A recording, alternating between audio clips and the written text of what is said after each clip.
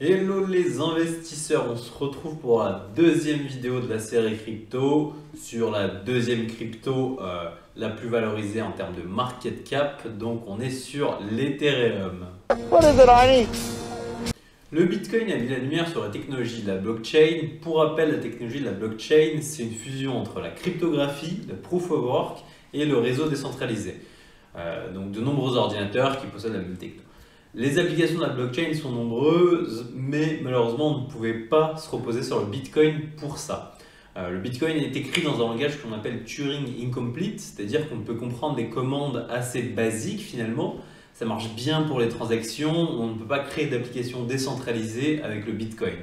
C'est là que le réseau Ethereum fait son entrée en 2013. Pour créer une application décentralisée sur le réseau Ethereum, il faut apprendre son langage de programmation qui n'est appelé que le Solidity. Donc le réseau Ethereum est déployé sur des milliers d'ordinateurs à travers le monde et la crypto-monnaie qui a été créée associée à Ethereum, c'est l'Ether. Son but a été de payer les frais de maintenance du réseau d'ordinateurs sur lequel l'Ethereum est déployé. Chaque application sur Ethereum doit être vraiment optimisée pour éviter les frais de maintenance exorbitants qu'on appelle les gas fees.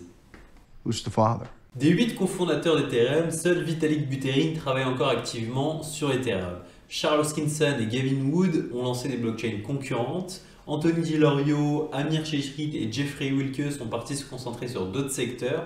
Mihai Alici et Joseph Lubin ont créé des entreprises pour aider à construire les couches applicatives et communautaires d'Ethereum. C'est véritablement une équipe de tueurs qu'ils ont eu. Charles Hoskinson est par exemple celui qui l'a la plus mauvaise. Il était tellement énervé qu'il a voulu créer sa blockchain qu'il a appelée Ethereum Killer, qui n'est nul autre que le Cardano. Bon, c'est pas encore aujourd'hui, le Cardano va tuer l'Ethereum, mais donc wait and see. Gavin Wood a quant à lui créé Polkadot. Entre conflits et changements de direction dans la stratégie, il ne resta plus que Vitalik. Le livre blanc de Buterin, rédigé après 3 années passées à explorer le secteur émergent des crypto-monnaies, était sa réponse aux limites du Bitcoin et proposait une plateforme permettant toute application décentralisée. You know how to use one of those? L'Ethereum se repose sur ce que l'on appelle les smart contracts ou contrats intelligents. On rédige un contrat très simple avec des conditions. Si elles sont remplies, il se passe quelque chose, sinon il se passe autre chose. Par exemple, on peut faire un contrat intelligent avec son propriétaire, on fixe les règles ensemble, puis le réseau Ethereum nous force à les respecter. Le loyer doit être payé avant le 10 du mois au plus tard. Soit le loyer a été payé et alors le 11, la porte nous laisse entrer, soit il n'a pas été payé, alors la porte nous laisse bloquer à l'extérieur. À partir de ça, de nombreuses implications ont vu le jour. En fait, tout ce qu'on a fait sur Internet de centralisé, on peut le faire en décentralisé. Pour qu'il n'y ait plus d'entreprise ou une personne qui stocke nos données, donc les premières applications étaient surtout du côté de la finance que l'on appelle la DeFi, donc la finance décentralisée. Par exemple, prendre des crédits ou investir son argent sans passer par une banque. Pas besoin de ta pièce d'identité, 3 ans de fiche de paie, tes revenus, les revenus de tes parents, de tes grands-parents, de leurs grands-parents, que ton banquier soit de bonne humeur ce jour-là. Bref, ça facilite grandement les échanges. Ensuite, on a tout ce qui concerne le gaming. C'est une manière de monétiser tout ce que l'on a fait dans le jeu, les équipements que l'on obtient. Imaginons que tu as passé 2000 heures sur, je sais pas, League of Legends par exemple. Tu as acheté une tonne de skins, mais tu en as marre de ce jeu qui te pompe l'âme. Tu veux passer par exemple à Warzone. Ça te fait quand même de la peine de perdre tout ton argent. Grâce au réseau Ethereum, tu aurais pu vendre tes skins et t'en acheter des nouveaux sur Warzone par exemple. C'est également ce qu'on appelle donc les NFT. C'est une des manières d'avoir la preuve que l'on possède quelque chose de digital que l'on peut revendre sur des places de marché. Il y a tellement d'autres applications que je pourrais passer la vidéo uniquement sur les applications d'Ethereum, mais je pense que tu as capté le concept. The numbers are solid. L'initial coin offering d'Ethereum s'est passé en juillet 2014. Ils ont pu récolter 16 millions de dollars. Donc au départ, ça valait 40 centimes. En ce moment, ça vaut 2700 €.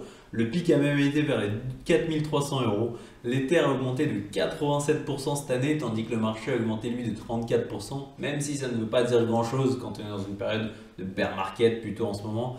La capitalisation de l'Ether est de 300 milliards d'euros aujourd'hui. J'ai moi-même 0,70 Ether, ce qui représente ma plus grande position, toute action crypto confondue. Donc, en ce moment, une transaction d'Ethereum sur OpenSea, par exemple, coûte à peu près 50 $, donc 50 $ de gas fee. You have a bright future ahead. Le futur le plus proche est celui de l'Ethereum 2.0 qui va passer d'une technologie de Proof of Work à Proof of Stake.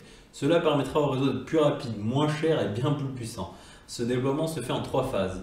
Phase 0, mise en place de la Beacon Chain qui est une blockchain parallèle à la principale. Cela permet une partie des frais de maintenance de brûler de l'Ether et donc l'Ether pourrait devenir déflationniste en brûlant plus d'Ether que l'on peut en créer. C'est également ce qui a permis de faire du stacking sur Ethereum, c'est-à-dire que l'on peut recevoir comme une sorte de dividende pour Ethereum que l'on décide de bloquer. Actuellement, Coinbase nous propose un rendement de 4,50% sur l'année pour bloquer nos Ethereum. C'est ce que je fais perso. La phase 1, c'est The Merge, fusion de la Beacon Chain et de la mainnet d'Ethereum. Cela va probablement arriver courant 2022.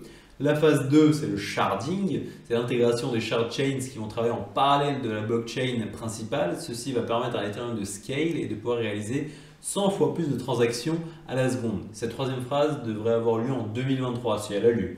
Ethereum 2.0 va permettre une bien plus grande adoption de la blockchain. Le prix de l'Ether pourrait bien dépasser celui du Bitcoin dans les années à venir. Donc merci à tous ceux qui sont restés jusqu'au bout de cette vidéo. Si vous voulez voir une autre vidéo, j'avais fait la même version sur le Bitcoin. Et par la suite, je pense que je vais mettre en place donc une petite série sur les dividendes US, sur les meilleurs dividendes US. Donc si vous voulez suivre tout ça, n'hésitez pas à vous abonner. Allez, tchuss!